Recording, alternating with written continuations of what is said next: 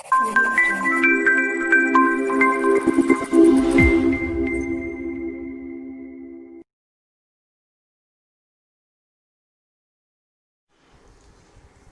Friends, कैसे हो?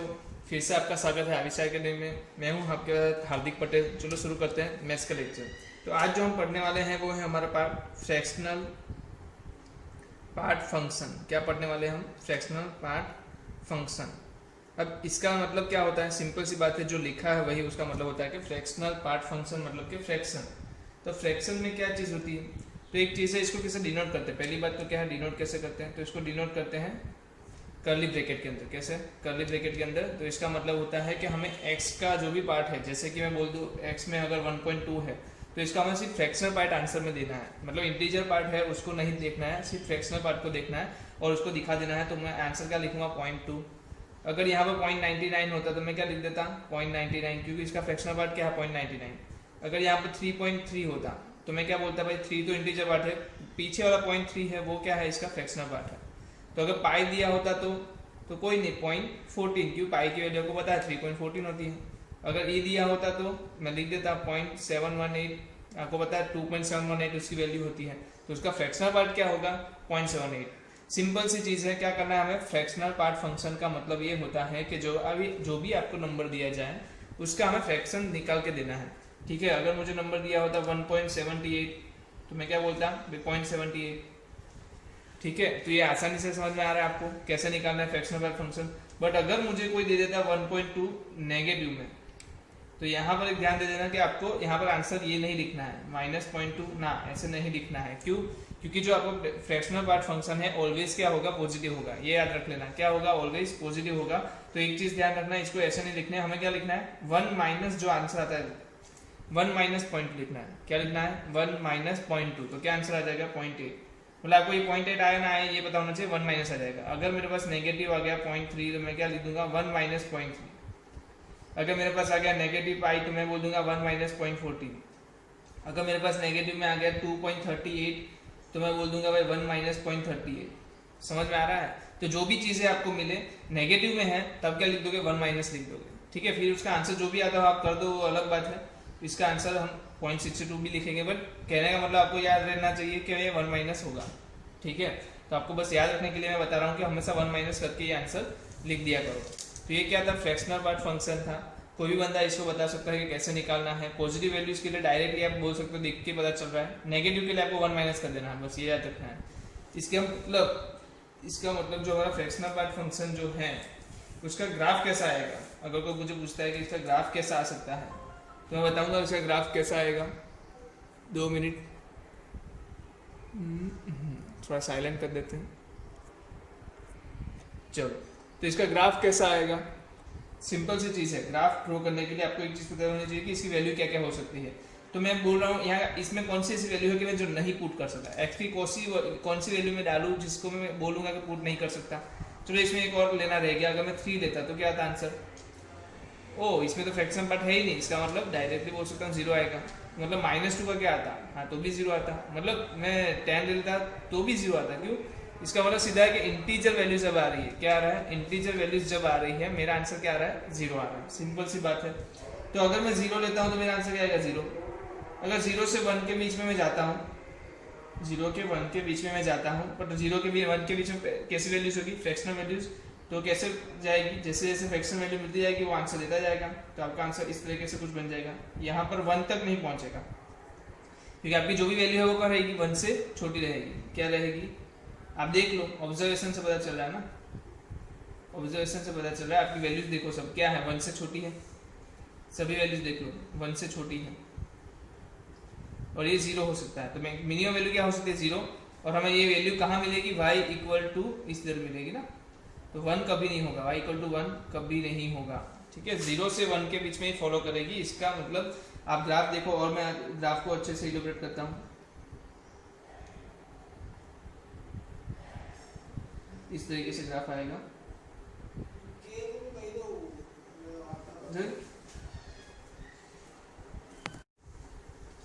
तो चलिए देखते हैं यहाँ पर, और आगे जाएंगे तो ऐसे कुछ ग्राफ आएगा आपका। जैसे जैसे आगे बढ़ते जाओगे ऐसा ग्राफ आपका बनने वाला है। मतलब ग्राफ में आप नोट कर पा रहे हो कि वैल्यू कहाँ से? 0 से। ये क्या है? y इक्वल टू 0 है, वहां से बढ़ के कहाँ तक जा रही है, y इक्वल टू 1 से, बट 1 टच कर रही है नहीं, इसकी वैल्यू कभी भी 1 नहीं हो सकती। ये क्या है, सब ओपन कर्व है ना, वहां पर वैल्यू 1 हो नहीं रही है। क्यों नहीं हो रही है आप ही मुझे बताओ, 1 कब होगी? अगर मैं 3 ले रहा हूँ तो आंसर इसका, अगर मेरे पास क्या नहीं है, इसमें फ्रैक्शनल पार्ट है ही नहीं, तो मैं बोल रहा हूँ 0 है। तो इससे आगे वाला फ्रैक्शनल पार्ट क्या होगा? अगर मैं थोड़ा आगे इससे चला जाऊँ तो वो क्या हो सकता है, 0.999999 समथिंग होगा। तो इसका आंसर क्या आएगा, 0.9999 समथिंग। मतलब मैक्सिमम जो होगा वो क्या होगा, इससे थोड़े आगे वाली नंबर, इससे थोड़े आगे वाली नंबर में 1 तो कभी आने ही नहीं वाला। ठीक है, तो आपका फ्रैक्शनल पार्ट क्या होगा, 0 से 1 के बीच में, जहां पर 0, तो मैं बोल दूं रेंज बोल दूं, इसको क्या बोल दूंगा, रेंज क्या हो रहा है, 0 से 1 जहां पर 1 है नहीं, 0 से 1 जहां पर 1 को लेना नहीं है। डोमेन देख लो, डोमेन बताओ क्या आएगा। अगर डोमेन बताओ तो मैं देख रहा हूँ x की कोई भी वैल्यू ले सकता हूँ, तो डोमेन आपका r आ गया। इसका मतलब डोमेन अगर r है तो क्या मैं इसको r क्लब वाले में याद कर सकता हूँ? आपने हमने देखा है r क्लब वाला क्या था। r क्लब वाला अगर इसको मुझे बता दे, इसमें से पूछ ले साइन इनवर्स x का डोमेन पूछ ले, क्या पूछ ले, domain of fractional part function के अंदर साइन इनवर्स x पूछ ले, तो सीधा मतलब है इसको मैं क्या करूंगा, इग्नोर करूंगा।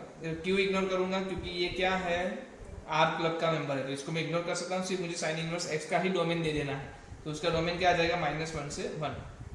क्या आ जाएगा, -1 से 1। समझ में आ रहा है क्यों r क्लब का मेंबर बोला जाता है, क्योंकि उसको हम इग्नोर कर सकते हैं। तो ये ग्राफ की बात हो गई।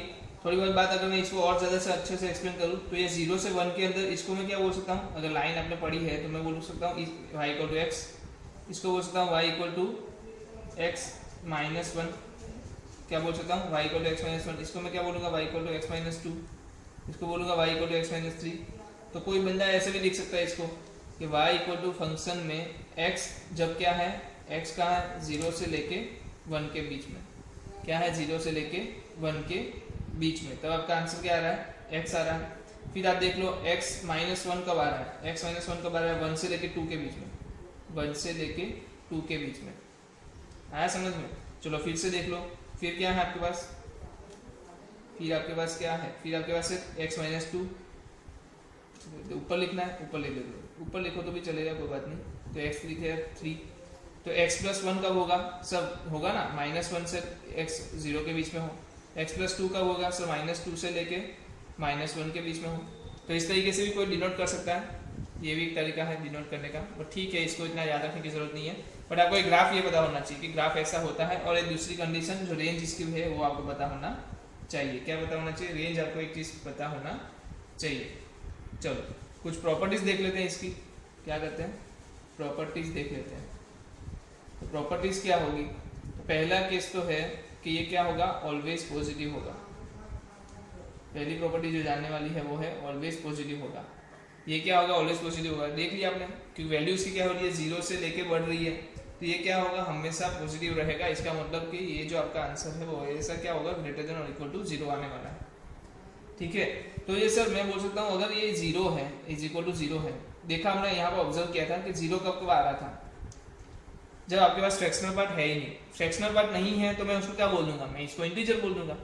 समझ में आ रहा है? अगर मेरे पास फ्रैक्शनल पार्ट है ही नहीं, फ्रैक्शनल पार्ट 0 है, तो उस नंबर को मैं क्या बोल दूंगा, इंटीजर बोल दूंगा। तो जब भी आपके पास क्या आ जाए, इक्वल टू 0 आ जाए, आप क्या बोल दोगे, x इक्वल टू इंटीजर।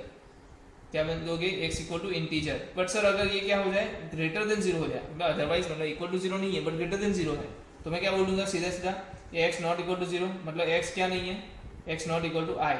तो x क्या है, x belongs to r minus i, मतलब कि इंटीजर के अलावा कोई भी वैल्यू हो सकती है बट इंटीजर नहीं हो सकती।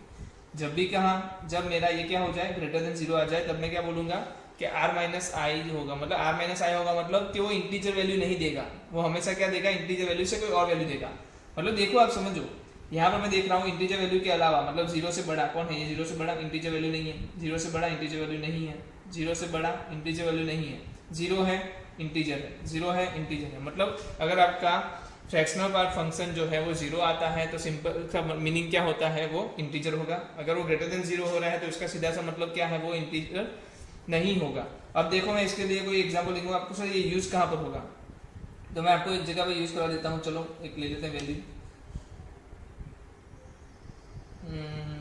तो थोड़ा आगे आ गए हम, इससे छोटी वाली को वैल्यू ले लेते हैं, हम ले लेते हैं लॉग, डोमेन ढूंढो इसका, क्या ढूंढो, y equal to log fractional part function x, आपको पता है fractional part function x log में है तो लॉग क्या होगा, ग्रेटर देन 0 होगा। इसका मतलब इसका अगर मुझे पूछे डोमेन तो मैं क्या लिख दूँ, डायरेक्ट r माइनस आई का, क्योंकि आपको पता है कि fractional part function greater than 0 कब होता है, जब वो इंटीजर वैल्यू ना दे तब। तो आपका जो डोमेन है वो क्या हो जाएगा, ऑटोमेटिकली r माइनस आई। समझ में आ रहा है, सिंपल है, सिंपल है। चलो हमने एक और प्रॉपर्टी देखी थी, किसके अंदर प्रॉपर्टी देखी थी, एक प्रॉपर्टी हमने देखी थी किसके अंदर, हमने देखी थी, ये हमारा सेकंड हो गई, थर्ड प्रॉपर्टी हम देख लेते हैं। थर्ड जो प्रॉपर्टी है वो हमारे पास है कि इंटीजर वैल्यू के साथ अगर समेशन या सब्ट्रैक्शन हो तो उसका आंसर क्या आएगा। तो हमने देखा था ग्रेटेस्ट इंटीजर फंक्शन में कोई इंटीजर वैल्यू जो थी वो बाहर निकल जाती थी, बट इस केस में क्या होगा, वो खा जाएगा, क्या करेगा, खा जाएगा। इसका मतलब कि वो वैल्यू n को इग्नोर कर देगा, इग्नोर हटा देगा वहां से। इंटीजर वैल्यू अगर समेशन में है तो उसको खा जाएगा। क्या बचेगा आपके पास, सिर्फ फ्रैक्शनल पार्ट फंक्शन x बचेगा। समझ में आ रहा है ये, मतलब क्या, मतलब क्या, मतलब कुछ नहीं, x प्लस 1 दे दिया है तो आप क्या बोल दोगे, x। अगर आपको बोल दिया x माइनस 4 तो भी x, मतलब वो माइनस है, नेगेटिव है, प्लस है, उससे फर्क नहीं पड़ता, वो इंटीजर वैल्यू है तो इंटीजर वैल्यू को खा जाएगा, बस इतना पता चलता है। ठीक है, तो ये आपकी क्या हो गई, थर्ड प्रॉपर्टी हो गई। हम चलते हैं नेक्स्ट प्रॉपर्टी के ऊपर जाते हैं। तो हमने एक चीज़ और पढ़ी थी ग्रेटेस्ट इंटीजर फंक्शन के अंदर, ग्रेटेस्ट इंटीजर फंक्शन के अंदर एक चीज़ और पढ़ी थी, वो थी हमारे पास कि समेशन करते थे हम, नेगेटिव और पॉजिटिव वैल्यूज का समेशन करते थे तो क्या मिलता था। चलो हम यहाँ पे देख लेते हैं, fourth one, x plus minus x, आपको क्या मिलेगा। तो दो केस है, एक केस तो क्या है कि x क्या हो, इंटीजर हो, x के दूसरा केस क्या है, x इंटीजर हो, और दूसरा केस है x इंटीजर ना हो। तो इंटीजर है तो आपको पता है इसकी वैल्यू क्या हो जाएगी, 0, तो इसकी वैल्यू भी क्या हो जाएगी, 0। x इक्वल टू इंटीजर के लिए क्या हो जाने वाला, दोनों 0, तो ये मैं बोल सकता हूँ समेशन क्या आ जाएगा, 0 आ जाएगा। बट इंटीजर नहीं है, x not equal to integer, x not equal to integer, तो यहाँ पर वैल्यू क्या मिलेगी आपको, कुछ ना कुछ वैल्यू मिलेगी। मतलब कि जैसे मैं बोल सकता हूँ x अगर इंटीजर नहीं है तो कोई फ्रैक्शनल मिलेगा, ऐसा समझ लो, क्या मिलेगा, कुछ फ्रैक्शन मिलेगा, प्लस यहाँ पर क्या मिलेगा, 1 माइनस फ्रैक्शन मिलेगा। अब ये है 1 माइनस फ्रैक्शन, क्यों, आपको पता है ना, माइनस है, ये क्या है, नेगेटिव है, तो क्या मिल जाएगा, 1 minus fraction, fraction fraction cancel, तो आंसर क्या मिलेगा आपको, 1। तो इसका आंसर क्या मिलेगा आपको, हमेशा 1 मिलेगा। अगर वैल्यू इंटीजर है तो आंसर 0 आ रहा है, अगर वैल्यू इंटीजर नहीं है तो आपको पता है इसमें से क्या पार्ट बाहर निकलेगा, इसको पता है कि इसमें से अगर जो भी फ्रैक्शनल पार्ट है वही बाहर निकलेगा, तो मैंने f के डिनोट किया। यहाँ पर बोला कि फ्रैक्शनल पार्ट बाहर निकलेगा, बट एक चीज ध्यान रखना कि ये जो निकलेगा वो कैसा होगा, 1 माइनस करके निकलेगा।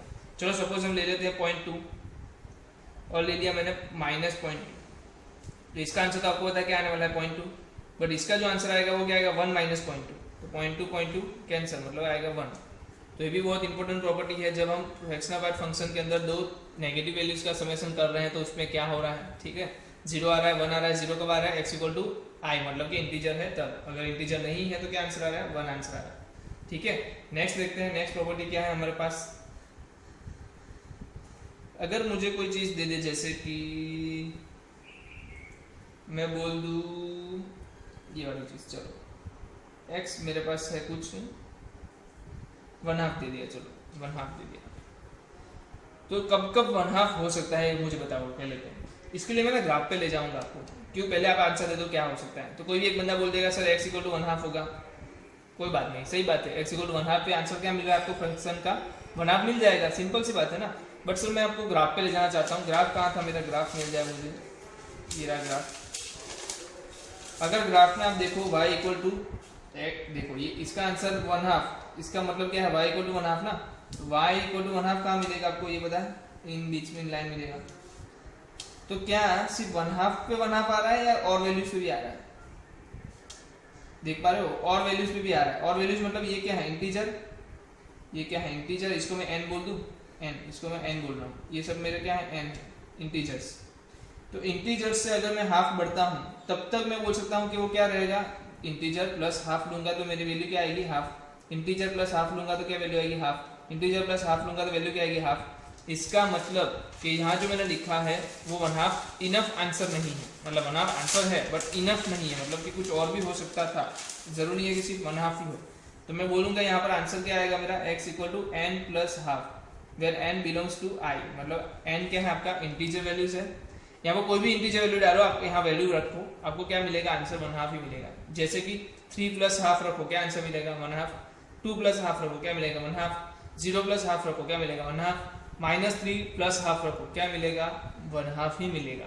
क्यों? क्योंकि आपको पता है ना ये प्रॉपर्टी, क्या property, x plus n is equal to x.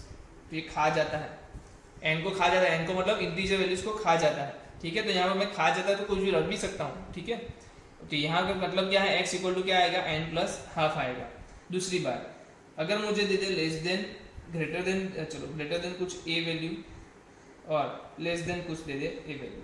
अब a क्या है आपको पता है, a क्या है बताओ, a क्या है, a कोई भी वैल्यू है ना, फ्रैक्शनल पार्ट है, कोई भी वैल्यू है, ठीक है।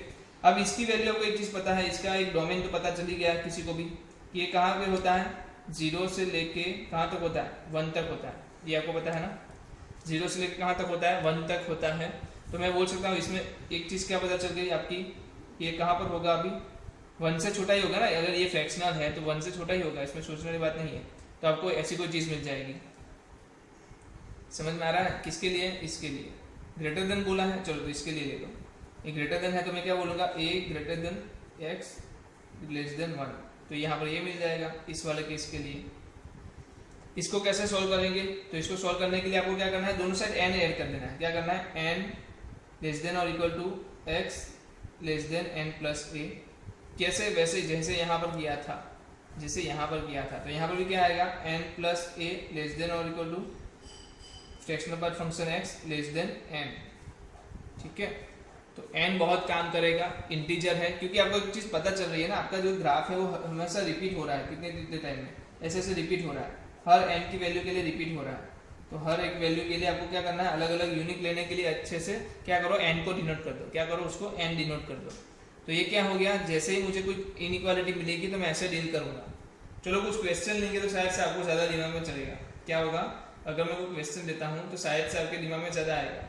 इससे पहले एक प्रॉपर्टी देख लें, चलो एक प्रॉपर्टी देख लेते हैं, इसके बाद हम डायरेक्टली क्वेश्चन पे कूद जाएंगे। तो जो हमारे पास 7वीं प्रॉपर्टी है वो है, किसी भी नंबर को मैं कैसे लिख सकता हूँ, एक तो उसके इंटीजर नंबर से और उसके फ्रैक्शनल पार्ट से। किसी भी नंबर को मैं कैसे लिख सकता हूँ, सर समझ में नहीं आया, चलो चेक करते हैं, कोई नंबर ले लेते हैं, 2.4 ले लिया, तो 2.4 रखो इसमें, प्लस इसमें 2.4 रखो, इसका आंसर क्या आया 2, इसका आंसर क्या आया 0.4, का आंसर क्या गया 2.4। माइनस 1/8 ले लो, तो माइनस 1.8 लेता हूँ, प्लस माइनस 1.8, इसका आंसर क्या आएगा -2, लेफ्ट हैंड साइड पे क्या है वैल्यू -2 है ना, तो -2 आएगा। इसका आंसर क्या आएगा +1 माइनस 0.8, आपको पता है ना, +1 माइनस 0.8, ये तो पता है, 1 माइनस हम लिखते हैं, तो -2 + 1 -1 और -0.8, क्या आंसर आएगा बताओ जल्दी से, -1.8 ही आएगा, क्या आएगा -1.8 ही आएगा। तो ये हमेशा सच है, क्या है, x इक्वल टू मैं क्या लिख सकता हूँ, greatest integer function x minus plus fractional part function x। इसका मतलब ये भी है कि फ्रैक्शनल पार्ट फंक्शन x क्या होता है, x minus greatest integer function x, और ग्रेटेस्ट इंटीजर फंक्शन x क्या होता है, x minus fractional part function x। तो ये चीज़ आपको पता होनी चाहिए। और दूसरी चीज़, x अगर fractional part function x equal to a है तो इसका क्या मतलब बनता है, n प्लस a होता है। क्या मतलब बनता है, x equal to n plus a, जहाँ पर n क्या है, इंटीजर वैल्यू है, n क्या है, इंटीजर वैल्यू है, ठीक है। तो चलो और आगे हम जाते हैं, तो क्वेश्चंस लेते हैं हम। तो सबसे पहला क्वेश्चन हमारे पास आता है वो है, सबसे पहला जो हमारा क्वेश्चन आएगा वो है फाइंड डोमेन, शायद अभी डोमेन वाले क्वेश्चन ही आएंगे। तो f of x is equal to 1 divide by under root में x माइनस x। चलो इसका आंसर क्या है, x माइनस, ये हमने देखा, अभी देखा क्या होता है इसका मतलब, इसका मतलब होता है फ्रैक्शनल पार्ट फंक्शन x। तो इसको मैं ऐसे लिख सकता हूँ, नीचे फ्रैक्शनल पार्ट फंक्शन x। अब डिवाइड में भी है, अंडर रूट में भी है, तो इसका सीधा मतलब तो ये बन गया कि इसको क्या होना पड़ेगा, ग्रेटर देन 0 होना पड़ेगा। लेकिन इक्वल टू क्यों नहीं हो सकता, क्योंकि डिवाइड में हम इक्वल टू नहीं लेते। अब ये तो हमने देखा हुआ है, ग्रेटर देन 0 कब होता है, सबको पता है, x belongs to r minus i में होता है। क्या होता है, x belongs to r minus i में होता है, मतलब कि वो ग्रेटर देन 0 कब होगा, जब वो नॉन इंटीजर वैल्यूज होगी तभी पॉसिबल है, अदरवाइज ये पॉसिबल नहीं है। चलो और कोई क्वेश्चन देते हैं। If x plus sine x, जिसमें x क्या है फ्रैक्शनल पार्ट फंक्शन में, साइन x भी क्या है फ्रैक्शनल पार्ट फंक्शन में, equal to 2, then find x। पहले तो एक बात बताओ, जो ये फ्रैक्शनल पार्ट फंक्शन है वो आता कहाँ पर है? 0 से 1 के बीच में। एक 1 हो सकता है कभी, 1 हो सकता है कभी, 1 नहीं हो सकता। ओके, तो 0 से 1 के बीच में आता है, 1 कभी नहीं हो सकता। मुझे ऐसी वैल्यू बताओ, दो वैल्यू ऐसे बताओ जिसकी वैल्यू 0 से 1 के बीच में आती हो, और उसके दो का समेशन अगर मैं करता हूँ, दोनों का समेशन अगर मैं करता हूँ तो मुझे वैल्यू 2 से 2 मिल जाए। तो किसी के भी मुंह पे एक जवाब तो आएगा कि 1 1 हो सकता है, 1 + 1 ही 2 हो सकता है, अदरवाइज तो 1 से बड़ी हो जाएगी वैल्यू। अगर किसी एक को मैं छोटा करूंगा तो दूसरी वैल्यू 1 से बड़ी हो जाएगी। तो अगर मेंटेन रखना है तो मिनिमम 1 तो होना ही चाहिए। अगर 1 1 होगा तभी 2 हो रहा है। नेगेटिव की बात करूँ कर नहीं सकता, क्योंकि इसकी वैल्यू नेगेटिव हो ही नहीं सकती। फ्रैक्शनल पार्ट फंक्शन की वैल्यू क्या है? नेगेटिव नहीं है, तो मैं नेगेटिव वैल्यूज तो दे नहीं सकता। तो एक ही ऑप्शन है 1 1 होना चाहिए। अब 1 तो ये कभी देगा नहीं वैल्यू। क्या इसकी वैल्यू इक्वल टू 1 हो सकती है? इसकी वैल्यू इक्वल टू 1 हो सकती है? कभी नहीं हो सकती। चलो मैं और एग्जांपल से बताता हूँ। इसकी वैल्यू क्या है? 0 से लेके 1 के बीच में। इसकी वैल्यू क्या है? 0 से लेके 1 के बीच में। दोनों का सम करो तो क्या मिलेगा? x प्लस कर्ली ब्रैकेट में लिखना है, क्या आएगा? <2 मतलब 2 तो हो ही नहीं सकता। क्या नहीं हो सकता? इक्वल टू 2 नहीं आ रहा है, मतलब नो सॉल्यूशन। क्या हो रहा है? 2 हो ही नहीं रहा, तो इसका मतलब मैं क्या बोल दूं? No solution. आया समझ में? नो सॉल्यूशन हो गया। चलो एक क्वेश्चन और लेते हैं इसी बेस पे, कि अगर मेरे पास क्या आ जाता? इक्वल टू 0 आ जाता तो क्या होता? हाँ, तो प्रॉब्लम नहीं है ना। अगर ये इक्वल टू 0 है, ये कभी नेगेटिव नहीं हो सकता, तो एक ही ऑप्शन है, ये दोनों 0 होंगे, 0 + 0 होंगे तो ही 0 होगा। या तो फिर क्या चाहिए? पॉजिटिव प्लस नेगेटिव चाहिए, तब 0 होता है। बट नेगेटिव तो इसकी वैल्यू हो नहीं सकती, तो ये कभी पॉसिबल नहीं है। तो एक ही ऑप्शन पॉसिबल है, वो है 0 + 0 = 0। इसका मतलब ये जो है मेरे पास वो क्या होना चाहिए? 0। और ये जो है sin x का फ्रैक्शनल पार्ट फंक्शन भी क्या होना चाहिए? 0 होना चाहिए। ये 0 कब होगा? जब x इक्वल टू इंटीजर होगा। आपको पता है ना, x इक्वल इंटीजर है तो फ्रैक्शनल पार्ट फंक्शन x का क्या होगा? इंटीजर हो जाएगा, सॉरी 0 हो जाएगा। सिंपल है। इंटीजर वैल्यू के लिए आपको क्या मिलेगा? फ्रैक्शनल पार्ट फंक्शन 0 मिलेगा। तो इसका सीधा मतलब है x क्या होगा? मेरा इंटीजर होगा। अब यहाँ पर देख लो, यहाँ पर क्या हो सकता है? तो sin x की वैल्यू 0 कब होगी? तो इसका मतलब है sin x की वैल्यू क्या होनी चाहिए? इंटीजर होनी चाहिए। अब sin x की इंटीजर वैल्यू कितनी होगी ये बताओ? sin x की इंटीजर वैल्यू क्या क्या हो सकती है? -1 हो सकती है, 0 हो सकती है, 1 हो सकती है। सिंपल सी बात है ना। क्या हो सकती है? sin x की -1 हो सकती है, 0 हो सकती है, या तो 1 हो सकती है। तो इसके लिए x क्या हो जाएगा? -1 कब होगा? -1 होगा आपका -π/2 पे। 0 कब होगा? 0 पे। और x क्या होगा? π/2 पे। अब दोनों को मिलाते हैं। क्या करते हैं? दोनों को मिलाते हैं। यहाँ पर x की वैल्यूज क्या आ रही है? -π/2, 0 और π/2। यहाँ पर क्या आ रही है? -∞, -2, -1, 0, 1, 2, ऐसा करके करते कुछ आ रही है। तो आपको तो ये देखना है दोनों में कॉमन क्या है। तो आप देख सकते हो ये इंटीजर नहीं है दोनों। अगर ये दोनों इंटीजर नहीं है तो सीधी बात है इसमें नहीं होंगे। समझ में आ रहा है कि नहीं आ रहा है? अगर ये दोनों इंटीजर नहीं है तो इसमें होंगे? नहीं होंगे। तो अगर इसमें इंटीजर वैल्यूज नहीं होगी तो ये दोनों वैल्यू इसमें नहीं होगी तो ये कॉमन तो नहीं कह सकते। तो कॉमन क्या आ रहा है? सिर्फ 0 आ रहा है। कॉमन क्या आ रहा है दोनों में? सिर्फ 0। इसका मतलब आपका जो डोमेन हो गया वो क्या हो जाएगा? 0। x की सिर्फ कौन सी वैल्यू आएगी? x की कौन सी वैल्यू आएगी? सिर्फ 0 वैल्यू के लिए ये पॉसिबल है। अगर मैं x = 0 पुट करता हूँ तब भी मुझे ये 0 मिलेगा और ये 0 मिलेगा और इसका दोनों का आंसर 0 मिलेगा। अदरवाइज मैं कोई भी वैल्यू ले लूँ मुझे ये 0 नहीं मिलने वाला। क्यों नहीं मिलने वाला? क्योंकि इंटीजर नहीं बन रहा ना। क्या नहीं बन रहा? इंटीजर नहीं बन रहा। समझ में आ रहा है कि नहीं आ रहा है? आ रहा है तो बहुत अच्छी बात है। ठीक है। sin x की वैल्यू क्या थी? जो हमें इंटीजर मिला था वो क्या हो सकता था? -1 हो सकता था, वो 0 हो सकता था, या तो 1 हो सकता था। अब -1 होने के लिए उसको -π/2 होना पड़ता, 0 होने के लिए 0 होना पड़ता, और 1 होने के लिए π/2 होना पड़ता। अब दोनों में कॉमन वैल्यूज तो 0 ही आ रही है, इसलिए मैंने आंसर क्या बोल दिया? 0 बोल दिया। ठीक है, समझ में आया? इजी है, कर सकते हैं। ठीक है, चलो नेक्स्ट क्वेश्चन के ऊपर जाते हैं। नेक्स्ट क्वेश्चन मुझे क्या दिया है? जो नेक्स्ट क्वेश्चन मुझे दिया है थोड़ा सोचने लायक है, बट मुझे लग रहा है कि आप कर सकते हो। चलो देखते हैं क्या है। y = greatest integer function x plus summation of r = 1 to लेके 200 तक। ऊपर है आपके पास summation of x plus r, divide में क्या है? 200। Then find dy/dx। तो पहले तो आप देख लो कि इसका आंसर क्या आ रहा है। कैसे देखेंगे? पर सिंपल तरीका है, देखो करते हैं कुछ। क्या कर सकते हैं? चलो ये तो हमें ऐसे ही रखना पड़ेगा, कुछ ऑप्शन नहीं है इसमें। मैं देख रहा हूँ कि मैं r = 1 रखूंगा, 2 रखूंगा, 3 रखूंगा, तो रखते हैं ना, क्या प्रॉब्लम है? नीचे 200 क्या है, कॉमन ले सकते हैं। 1/200 को कॉमन ले लो, तो 1/200 कॉमन आ गया। अंदर क्या बचा? x + 1 x + 2, कब तक? x + 200। अब मुझे बताओ, एक प्रॉपर्टी हमने पढ़ी थी कि अगर इंटीजर वैल्यूज हैं तो वो इंटीजर वैल्यूज को क्या कर लेता है?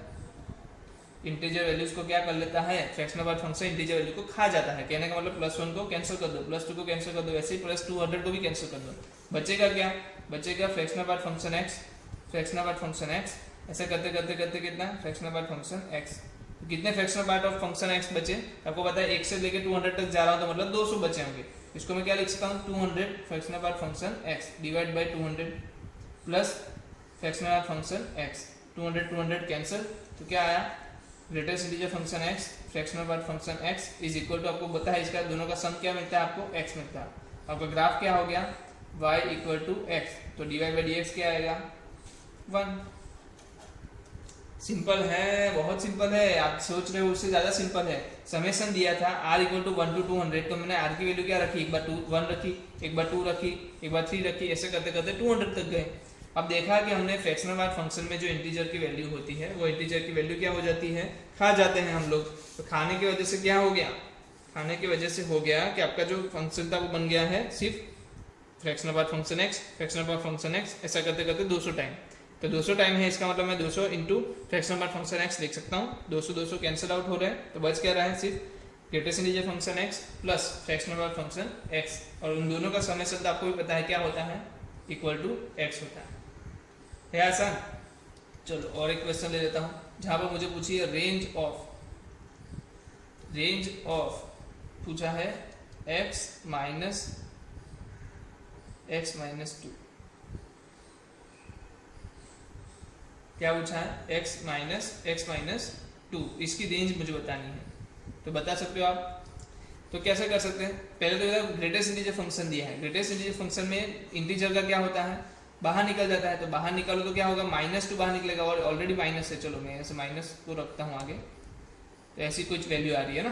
तो अब इसको ब्रैकेट हटाओ, तो क्या आएगा? x minus greatest integer function x plus 2।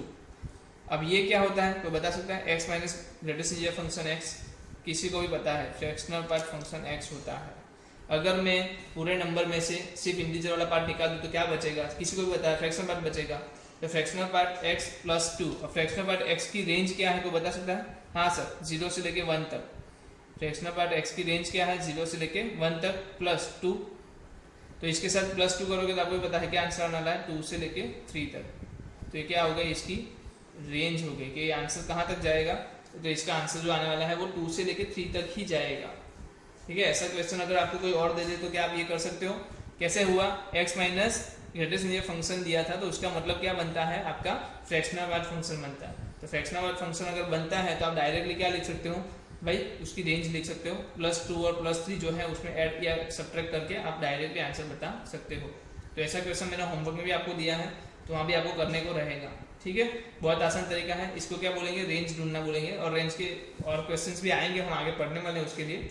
But फिलहाल अभी एक क्वेश्चन छोटा सा था तो हमने करवा दिया। चलो और आगे देखते हैं क्वेश्चन। चलो और एक क्वेश्चन देख लेते हैं फ्रैक्शनल पार्ट फंक्शन के ऊपर। तो यहाँ पर मेरे पास भी यहाँ भी करना क्या है? डोमेन ही ढूंढना है। Find domain. जो मेरे पास वैल्यूज है, थोड़ा चौक मत जाना, आपके पास जो चीज़ें हमने सीखी है उसी को हम आगे बढ़ाते जाएंगे।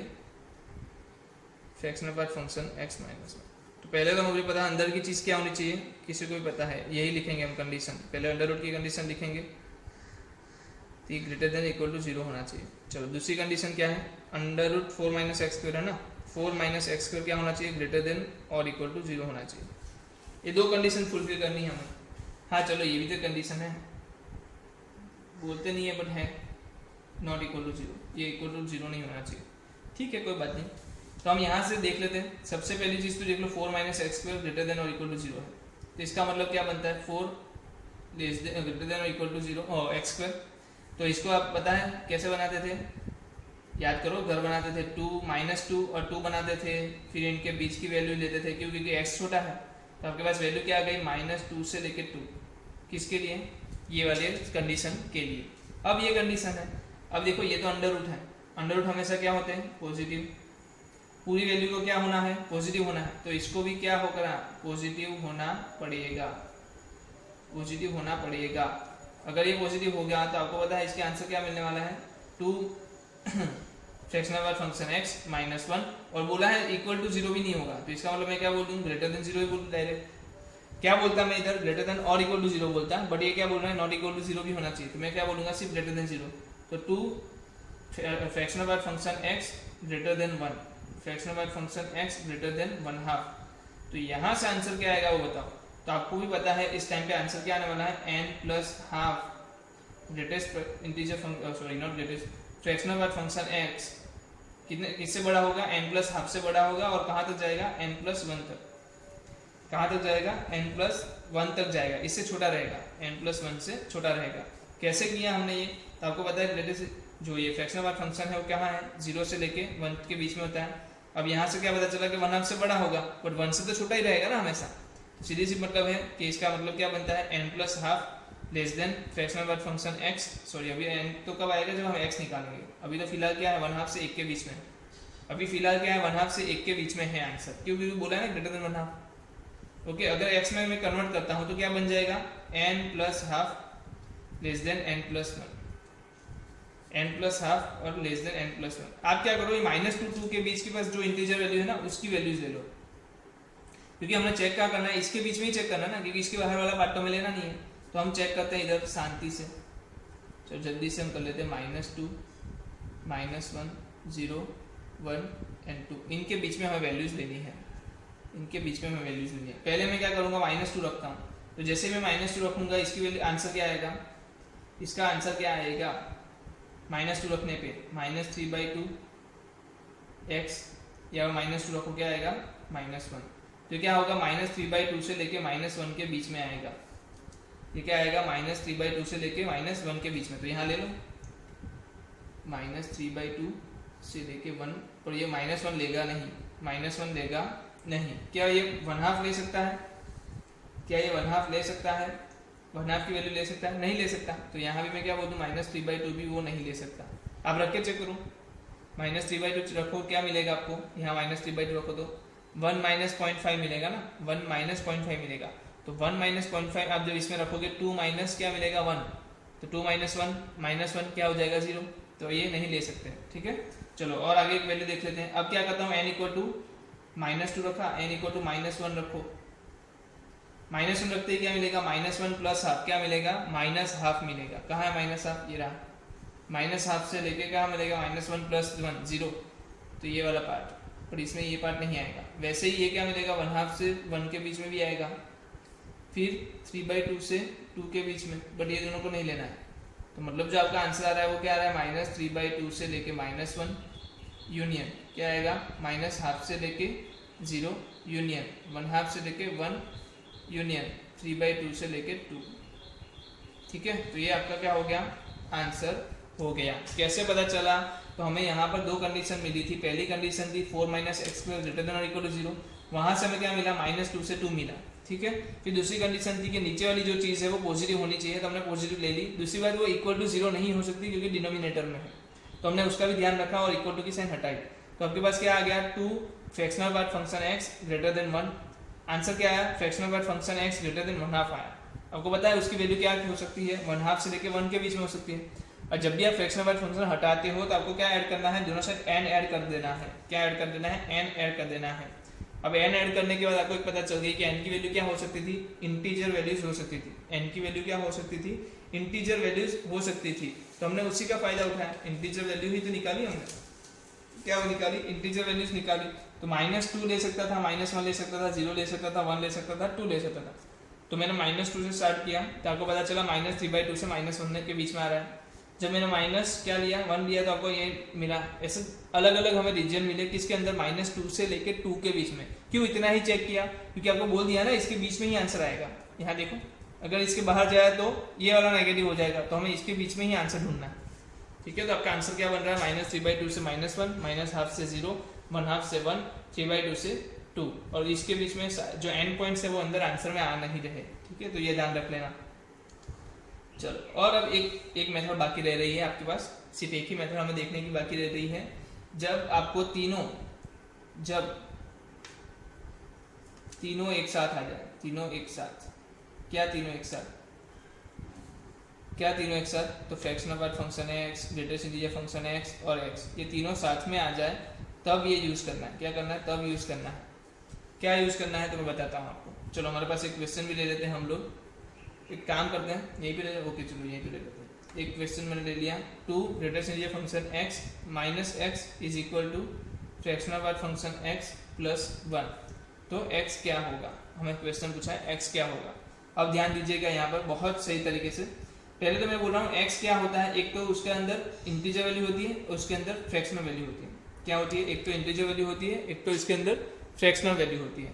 तो इसका सीधा मतलब तो ये है ना कि मैं अगर ये ऐसे कोई x को ऐसे डिनोट कर देता हूँ कि x equal to n plus f है, मैं अगर मान लेता हूँ कि x क्या है मेरा n प्लस एफ है, तो मैं क्या बोल सकता हूँ, फ्रैक्शनल पार्ट फंक्शन x क्या हो जाएगा f और ग्रेटेस्ट इंटीजर फंक्शन x क्या हो जाएगा n। तो एक काम करते हैं ना, इसकी वैल्यू रखते हैं इसके अंदर, पुट इन दिस, तो 2n minus n plus f is equal to f plus 1। तो क्या पता चला, 2n minus n minus f plus 1, इधर आंसर आया n, इधर आया 2f प्लस 1।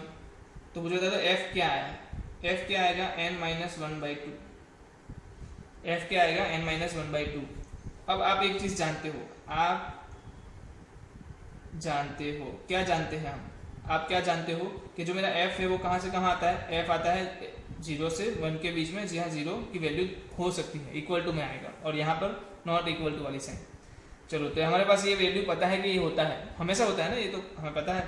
तो मैं क्या करूँगा, इसमें f की वैल्यू की जगह पे n माइनस 1/2 लिख देता हूँ। अगर इसको सॉल्व कर दो तो 2 से मल्टीप्लाई करोगे तो 0, n माइनस 1, ये क्या गया 2, फिर आप क्या करोगे, ऐड करोगे 1 को, तो 1 से लेके कहाँ तक, 3 के बीच में। और n है क्या, n क्या है, n इज इंटीजर, n क्या है इंटीजर। तो मुझे 1 और 3 के बीच में 1 2 3 में इंटीजर कितने हैं, 1 2 3 तो लेना नहीं है, 3 तो इन्वॉल्व करना ही नहीं है, तो सिर्फ इन्वॉल्वमेंट किसका है, 1 और 2 का ही है। इसका मतलब n इक्वल टू 1 और n इक्वल टू 2। अगर n इक्वल टू 1 है then f equal to what, n minus 1/2 मतलब 0, और n इक्वल टू 2 है तो क्या होगा, 2 माइनस 1/2 मतलब f हो गया 1/2। तो ये दोनों क्या हो गया, आपके वैल्यूज हो गए, मतलब x क्या होगा, n plus f is equal to 1 plus 0 और 2 प्लस हाफ, तो मतलब 1 एंड 2.5। ये दोनों क्या हो गए, आपके आंसर हो गए, ये दोनों क्या हो गए, आंसर हो गए। कितना सिंपल था, आपको बस एज्यूम कर लेना था x बराबर n प्लस एफ। ठीक है, आपको क्या एज्यूम करना था, x equal to n plus f सिर्फ एज्यूम करना था, जहां पर n क्या है, इंटीजर है, f क्या है, फ्रैक्शनल है। चलो, और एक क्वेश्चन ले लेते हैं, ऐसा हो तो क्या करेंगे, और एक क्वेश्चन ले लेता हूँ जो इससे थोड़ा एक लेवल बड़ा है, क्या है, थोड़ा एक लेवल ज़्यादा है। तो मैं चाहता हूँ कि ये लास्ट क्वेश्चन है इस टॉपिक का, तो आप अच्छे से ध्यान दें इसके ऊपर, जहाँ पर मेरे पास क्या है, ग्रेटेस्ट इंटीजर फंक्शन x और ग्रेटेस्ट इंटीजर फंक्शन x और fractional part function x is in HP, then find x। चलो देखते हैं, अगर ये मुझे बोल दिया है HP में है, HP में होना मतलब 1/x 1/x is in AP, ऐसा भी बोल सकते हो आप, बोल सकते हो या नहीं बोल सकते, बोल सकते हो ना, सिंपल सी बात है, बोल सकते हैं। तो एक चीज़ आपको पता चल जानी चाहिए कि अगर ये मैं बोल सकता हूँ तो इसका मतलब ये डिफरेंस और ये डिफरेंस क्या होंगे, सेम, इसका डिफरेंस और इसका डिफरेंस क्या होगा, सेम होगा। तो मैं लिख देता हूँ 1 minus 1/x minus x is equal to क्या होगा, ये क्या है आपका, सॉरी गलती हो गई, ये क्या है, ग्रेटेस्ट इंटीजर फंक्शन है ना, तो 1/x minus 1 divide by greatest integer function x, और यहाँ पर क्या आएगा 1 greatest integer function x minus 1 fractional part function x। मतलब अगर ये HP में है तो इसका रेसिप्रोकल क्या होगा, AP में होगा। ये तो सिंपल सी बात है, अगर ये HP में है तो इसका रेसिप्रोकल क्या होता है, AP में होता है ना। तो यहाँ पर मैं बोल रहा हूँ इन दोनों का डिफरेंस जो है वो क्या आएगा, सेम आएगा। तो मैंने डिफरेंस क्या ले लिया, सेम ले लिया। अब इसका क्या करो, क्रॉस मल्टीप्लाई करो, तो आपको आएगा greatest integer function x minus x divide में क्या आएगा x into greatest integer function x। यहाँ पर आया fractional part function x minus greatest integer function x divide में क्या आया, डिवाइड में आया आपके पास x into fractional part function x। अब ये तो इंटीजर वैल्यू है तो क्या होगी, हट जाएगी, ये तो क्या है इंटीजर वैल्यूज है तो इसको मैं हटा सकता हूँ, ठीक है। अब देखो आपने हमेशा देखने की कोशिश क्या की है, x माइनस ऐसा कुछ सुना है ना, ये तो क्या है greatest integer function minus x है, तो आप क्या करो दोनों साइड माइनस ले लो, तो यहाँ क्या बचेगा x minus greatest integer function x, और यहाँ क्या बचेगा greatest integer function minus x। तो मैंने क्या किया, दोनों साइड मल्टीप्लाई कर दिया, किससे मल्टीप्लाई किया, माइनस से। चलो तो ये क्या बता दे रहा है, ये क्या बता रहा है, ये बताओ जल्दी से। तो ये तो सीधी सी बात है, क्या बता रहा है, फ्रैक्शनल पार्ट फंक्शन x दिखा रहा है, और ये क्या है, ये तो अभी भी वैसा ही है, कुछ नहीं इसमें। ये क्या बता रहा है, ये भी फ्रैक्शनल पार्ट फंक्शन x है, क्रॉस मल्टीप्लाई करते ही क्या बन जाएगा, स्क्वायर। अब बात आती है x को क्या लिख सकता हूँ मैं, तो कोई याद करेगा, x को मैं क्या लिख सकता था, fractional part function x plus greatest integer function x, या तो ग्रेटेस्ट इंटीजर फंक्शन पहले लिख लो, इसको बाद में लिख लो, तो ऐसे में लिख सकता हूँ। तो ये तो a प्लस बी और a माइनस बी जैसी बात हो गई, a plus b a minus b जैसी बात हो गई। मैं लिख देता हूँ पहले तो x plus greatest integer function x, यहाँ पर क्या आएगा greatest integer function x minus fractional part function x, हम दोनों का क्या हो जाएगा, स्क्वायर हो जाएगा, तो ये स्क्वायर में आ गया, और यहाँ पर बीच में माइनस फ्रैक्शनल पार्ट फंक्शन का स्क्वायर, यहाँ पर क्या है फ्रैक्शनल पार्ट फंक्शन का स्क्वायर, ये इधर ले लो, क्या होगा 2 फ्रैक्शनल पार्ट फंक्शन x का square is equal to greatest integer function x का स्क्वायर। अब इसका एक ही मतलब बनता है कि ग्रेटेस्ट इंटीजर फंक्शन x क्या है आपका 2 फ्रैक्शनल पार्ट फंक्शन x, या तो ग्रेटेस्ट इंटीजर फंक्शन x क्या है, या फिर हम क्या करें, इसको कर्ता बना, मतलब इसको सब्जेक्ट बनाते हैं, क्योंकि इसकी रेंज हमें पता है, ना 0 से 1 होती है, तो इसको सब्जेक्ट बनाओ, इसको सब्जेक्ट बनाते ही क्या मिल जाएगा, square is equal to greatest integer function का स्क्वायर डिवाइड बाई 2। तो ये तो बात हो गई कि ये क्या होगा, minus greatest integer function x divide by 2 होगा, और दूसरी बात ये क्या होगा, √2 आएगा ना, √2, और दूसरा क्या हो सकता है, प्लस में हो सकता है। तो दो वैल्यू हो सकती है, एक तो प्लस में हो सकती है, एक तो माइनस में हो सकती है, क्योंकि ग्रेटेस्ट इंटीजर फंक्शन ऐसी वैल्यू है जो आपको दोनों में देगा। आपको क्या क्या वैल्यू दे सकता है, वो प्लस में भी दे सकता है, माइनस में भी दे सकता है। तो जब माइनस वैल्यू देगा तो इसको माइनस माइनस प्लस हो जाएगा, और जब प्लस वैल्यू देगा तो प्लस ही है, कोई दिक्कत नहीं है। तो आपके पास दो वैल्यूज आ गई, ये और ये, दोनों में से एक हो सकती है, और लेना है। और चलो इसको सॉल्व करते हैं। इसकी रेंज क्या है, कोई बता सकता है, 0 से लेके 1 के बीच में। इधर भी क्या है, 0 से लेके 1 के बीच में। तो मैं ले लेता हूँ minus greatest integer function x divide by 2 less than और इक्वल टू 0 1 0 लेस देन और इक्वल टू √2, हाँ √2। तो यहाँ पर क्या है, greatest integer function x divide by √2 less than 1, √2 से मल्टीप्लाई करूँ तो आ जाएगा minus greatest integer function x less then √2। यहाँ पर क्या आएगा, यहाँ पर तो वैसे ही आएगा √2। तो इसका सीधा मतलब बनता है, इसको कैसे लिख पाओगे आप, ये बताओ चलो जल्दी से। अगर ग्रेटेस्ट इंटीजर फंक्शन आपको ऐसे दिया है तो आप कैसे लिखते हो, तो इसके अंदर तो आप क्या ढूंढ लो, पहले इसके अंदर ढूंढ लो इंटीजर वैल्यूज कितनी है। तो 0 और √2 के बीच में इंटीजर वैल्यूज क्या आती है, 0 और √2 के बीच में इंटीजर वैल्यूज आती है 0, और दूसरी वैल्यू क्या आएगी 1। यहाँ से क्या पता चलेगा, ग्रेटेस्ट इंटीजर फंक्शन 0 और ग्रेटेस्ट इंटीजर फंक्शन -1 है ना, -1 या 1 आएगा, क्या आएगा 1 आएगा। तो यहाँ से दो कंडीशन मिली, यहाँ से दो कंडीशन मिली। अब इसका तो मतलब क्या हो गया, greatest integer function x equal to 0 और greatest integer x equal to -1। यहाँ से क्या पता चला, greatest integer x equal to 0 और greatest integer x equal to 1। तो यहाँ से वैल्यू निकालो, क्या आएगी, यहाँ से दो वैल्यू पॉसिबल वैल्यूज निकालो, क्या आएगी, x की वैल्यू आएगी -1 से लेके 0 तक और 0 से लेके 1 तक। तो -1 से 1 कैसे, इस तरीके से। यहाँ से क्या मिलेगा, 0 less than equal to x less than 1, 1 less than x equal to 2, ऐसे वैल्यू मिलेगी। यहाँ से ये हमने किया है ना, इसलिए मैं जल्दी से जा रहा हूँ। हमने नहीं पता है क्या आपको, क्या होता था, x इक्वल टू अगर a दे दे तो हम क्या लिखते थे, a लेस देन और equal to x less than a+1, याद है कि नहीं, ऐसे लिखते थे। तो उसी को यूज किया, 0 था तो मैंने क्या लिख दिया, सॉरी कहाँ गया, ये -1 के लिए क्या लिखा, -1 से 0, और 0 के लिए क्या लिखा, ये लिखा। क्यों इस तरफ लिखा, क्योंकि हम साथ में देख पाए। तो -1 से 1 की वैल्यू मिल रही है, यहाँ पर क्या मिल रही है, 0 से लेके 2 की वैल्यू मिल रही है। तो जब दोनों का क्या करोगे, यूनियन करोगे, दोनों का क्या करोगे, यूनियन करोगे, यूनियन ही करेंगे ना, दोनों में से वैल्यू चल सकती है, तो यूनियन करने में आपको आंसर क्या मिल रहा है, -1 से लेके 2 के बीच में क्या आंसर बन रहा है, -1 से लेके 2 के बीच में आंसर आपका बन रहा है। तो ये प्लस और माइनस दोनों वैल्यू ले सकता है, क्यों, क्योंकि ग्रेटेस्ट इंटीजर फंक्शन माइनस हो सकता है ना, तो जब वो माइनस होगा तो आपको आंसर माइनस में देगा, अगर प्लस होगा तो आंसर प्लस में देगा।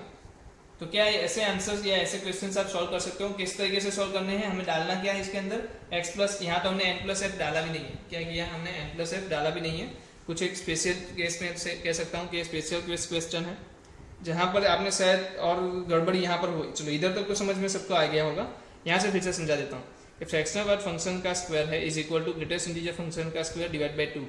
तो आप जब भी क्या करोगे, इसको सॉल्व करोगे, मतलब इसको दो पार्ट में डिवाइड करोगे, तो आपको पता चलेगा ये क्या आएगा, एक तो -√/2 और +√/2। माइनस वाले के लिए आपको दो इंटीजर मिलते हैं। देखो आपने तो क्या किया, इसकी वैल्यू डाली ना, अभी तो रेंज डाल दी, फ्रैक्शनल पार्ट फंक्शन की क्या कर दी, रेंज डाल दी। अब रेंज में हमने वैल्यू डाली, वैल्यू कौन सी डाली, एक तो माइनस वाली, एक प्लस वाली। माइनस वाली में इंटीजर कौन से है आपको, दोनों में इंटीजर तो सेम ही आ रहे हैं, 0 और 1 आ रहे हैं, 0 और 1 आ रहे हैं। प्रॉब्लम दिक्कत क्या है कि यहाँ पर क्या है, ग्रेटेस्ट इंटीजर फंक्शन माइनस में दिया है, यहाँ पर प्लस में दिया है, तो ये माइनस क्या लगेगा, सामने वाले को लग जाएगा, तो 0 और -1 हो जाएगा, और यहाँ पर 0 और 1 ही रहेगा। 0 कॉमन हो गया, -1 हो गया और 1, इन तीनों आंसर के लिए आपको आंसर मिलेंगे। तो 0 के लिए जो आ रहा है वो आ रहा है 0 से 1, -1 के लिए -1 से 0 और 1 के लिए 1 से 2। तो तीनों को अगर मैं कंबाइन करता हूँ तो आंसर क्या मिलेगा, -1 से लेके 2 तक। समझ में आया, तो ये आपका आंसर हो गया। तो चलो मैं आपको कुछ होमवर्क के क्वेश्चन दिखा देता हूँ जिसको आपको घर से करके लाने हैं, और बहुत अच्छा है ये टॉपिक, बहुत इंपॉर्टेंट टॉपिक है, इसके लिए आपको ज़्यादा मेहनत करने की जरूरत नहीं है, जो हमने पढ़ाया है उसी को ध्यान से कर लो आप, और जो मैंने क्वेश्चन आपको घर से करने को दे रहा हूँ उसको ध्यान से कर लेना, ठीक है।